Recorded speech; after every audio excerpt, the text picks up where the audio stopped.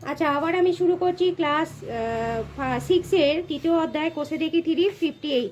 এটা ওই হাজারের কাছাকাছি, সব থেকে কাছে হাজারের কাছাকাছি গুণিতক পূর্ণসংখ্যা নিয়ে যাওয়ার নিয়ম, তাই তো?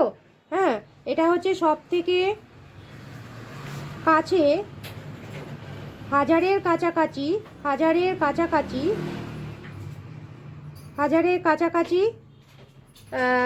কাছে, হাজারের কাছে, সব থেকে কাছে হাজারের, হাজারের গুণিতক পূর্ণ সংখ্যায় নিয়ে যাওয়া, হাজারের গুণিতক,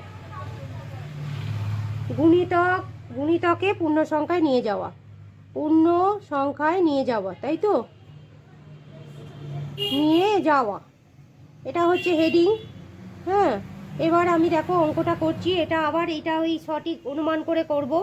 এটা হচ্ছে সঠিক আর এটা হচ্ছে অনুমান।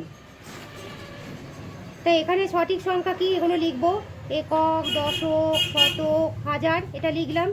এখানে যা আছে লিখলাম 1 3 7 5। আচ্ছা, এটা এবার দেখতে হবে আমার এখানে শতক, শতক ধরে হবে, যেহেতু হাজার আছে, হাজার বললেই শতক ধরে। আমি আগের ভিডিওগুলোয় দেখিয়েছি যে হাজারের নিয়ম বললেই শতক ধরে হয়। তা তিনটা কি 5-এর থেকে ছোট, তাই এখানে কি হয়ে যাবে, যেহেতু 5-এর থেকে ছোট তাই এখানে এককে শূন্য হয়ে যাবে, দশকে শূন্য হয়ে যাবে, শতকে শূন্য হয়ে যাবে। একটা যেমন ছিল তেমন বসবে, কোনো রকম চেঞ্জ হবে না। বোঝা গেল? একটা যেমন ছিল তেমন হবে। নেক্সট অঙ্ক হচ্ছে কি, নেক্সট অঙ্ক 6307।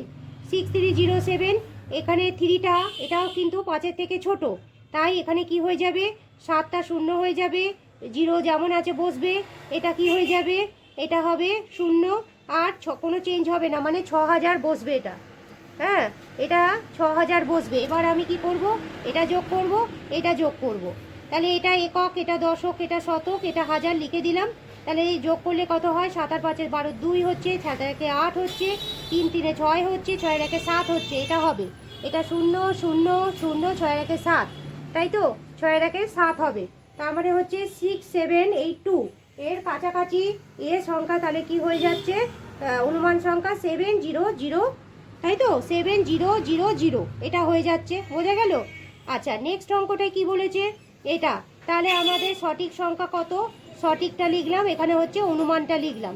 সঠিকটা লিখলাম কত, এখানে সঠিক কত বলেছে এটা লিখলাম 8643। এটা একক, এটা দশক, এটা শতক, এটা হাজার। ঠিক আছে, এবার আমি বলে দিচ্ছি, যেহেতু হাজার বলেছে তাই এটা কি ধরে হবে, শতক ধরে হবে। শতক ধরে হবে, শতক এখানে কত আছে, হাজার বললেই শতক ধরে হয়, মনে থাকবে, এইটা ধরে হবে, তাই তো? তার মানে এই 6টা কত আছে, এটাকে এটা ধরে হয়েছে, এটা ধরে হয়েছে। বোঝা গেছে? এগুলো ধরে হয়েছে। এখানেও তাই, সঠিক সংখ্যা তাহলে কত হবে, এই সঠিক বলছি, এখানে 6টা যেহেতু 5-এর থেকে বড় আছে তাই একক শূন্য হয়ে যাবে। এটা একক, দশক, শতক, হাজার সংখ্যাগুলো লিখে দিলাম, এইগুলো। এবার দেখো এখানে কত হবে, শূন্য হবে, এটাও শূন্য হবে, শতকও শূন্য হবে, কিন্তু এই দশকে 8 আর 1 9 হয়ে যাবে, বেড়ে যাবে। এটা 5-এর থেকে বড় হলে এটা বেড়ে গেল। ঠিক এইভাবে আবার নিচের অঙ্কটা করছি, 5285। এটা হচ্ছে একক, এটা দশক, এটা শতক, এটা হাজার। তাহলে এখানে শতক কি আছে, 2 আছে, এটা 2টা 5-এর থেকে ছোট, তাই এটা কি হয়ে যাবে, একক শূন্য, দশক শূন্য, শতক শূন্য, 5 যেমন আছে তেমন লিখব। বোঝা গেল?